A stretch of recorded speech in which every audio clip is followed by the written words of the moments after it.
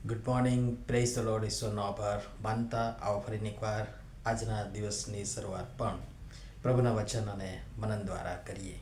પ્રભુનું વચન કહે છે, તમે જગતનું મીઠું છો, પણ જો મીઠું બેસ્વાદ થયું હોય તો તે સાથી ખારું કરાશે, બહાર ફેંકાવા તથા માણસોના પગ તળે ચૂંદાવા વગર તે બીજા કંઈ કામનું નથી.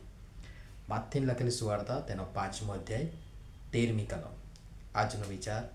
ખ્રિસ્તમાં અતિ પ્રિયવાલા મિત્રો, પ્રભુ ઈસુ ખ્રિસ્તના તારણ સાધક નામમાં આપ સર્વને સવારની પ્રેમી સલામ સાથે ખૂબ સારી શુભેચ્છા પાઠવું છું.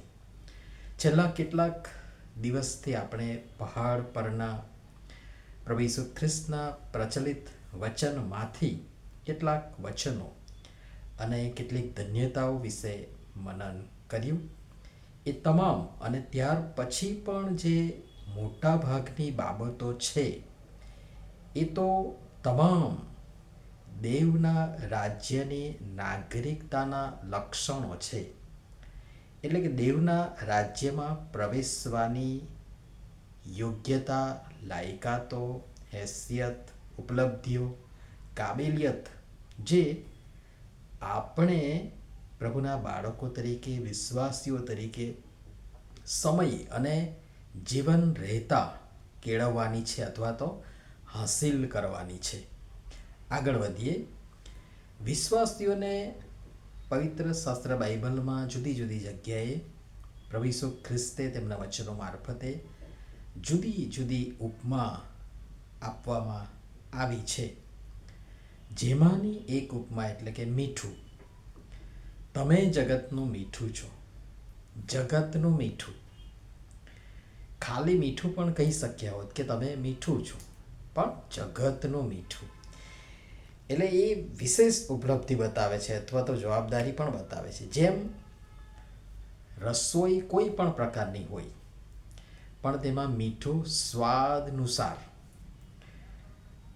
પણ મીઠું માત્ર સ્વાદ માટે જ નથી વપરાતું, કિંતુ બીજા ઘણા કામોમાં એ આવે છે અથવા તો વપરાય છે. જેમાંનું એક એટલે કે કોઈ પણ વસ્તુને સડતી કે બગડતી અટકાવવી કે સાચવવી. મીઠું પોતાની ખારાશ અને વસ્તુઓને સડતું, બગડતું અટકાવવાના અને મુખ્યત્વે રસોઈ સ્વાદિષ્ટ બનાવવાના ગુણધર્મથી ઓળખાય છે. મીઠું ભળી જવાનું, બીજામાં ભળી જવાનું અથવા તો ઓગળી જવાનો પણ એક ગુણધર્મ ધરાવે છે. ગમે તેવી રસોઈ બનાવો, પણ મીઠું ન હોય તો બધું બેકાર, ફિક્કું, બેસ્વાદ. વળી એની પણ પોતાની ચોક્કસ માત્રા છે, લિમિટ છે, મર્યાદા છે. ના વધારે ના ઓછું, એટલે કે સ્વાદ અનુસાર, સ્વાદ પ્રમાણે. ઘરમાં ક્વિન્ટલ મીઠું હોય તો કંઈ દે ધનાધન નાખ્યા જ નથી કરવાનું કે ભાઈ નાખો ને, આપણે તો બહુ છે, પુષ્કળ છે. જગતને અગાઉ પણ હું ઘણી બધી જગ્યાએ કહી ચૂક્યો છું કે જગતને હું એક એવા દેહ અથવા તો શરીર અથવા તો તન અથવા તો બોડી અથવા તો કાયા, જે આપણે સમજીએ, એ જગતને એક દેહ તરીકે હું જોઉં છું કે સમજું છું, જે વિવિધ રીતે સડી અથવા તો બગડી રહ્યું છે.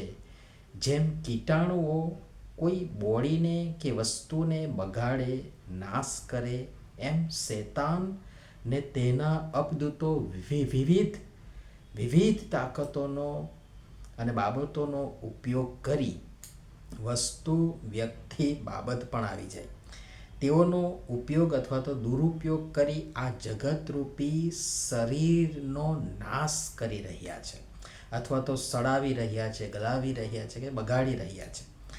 જેને સડતું, બગડતું અટકાવવા, બચાવવા પ્રભુએ મીઠા તરીકે મને, તમને, આપણને થોડા પ્રમાણમાં ભભરાવ્યા છે.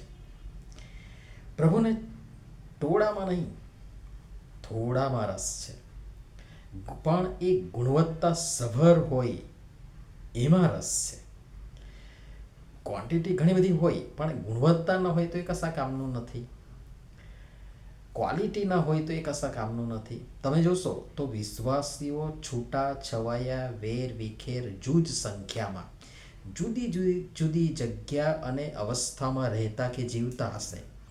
એ જ તો કમાલ છે સાહેબ. જો 1 કિલો ચોખામાં થોડું ચપટી સ્વાદ અનુસાર મીઠું નંખાય, એમ જગતરૂપી શરીરને સડતું બગડતું અટકાવવા અને તેને પણ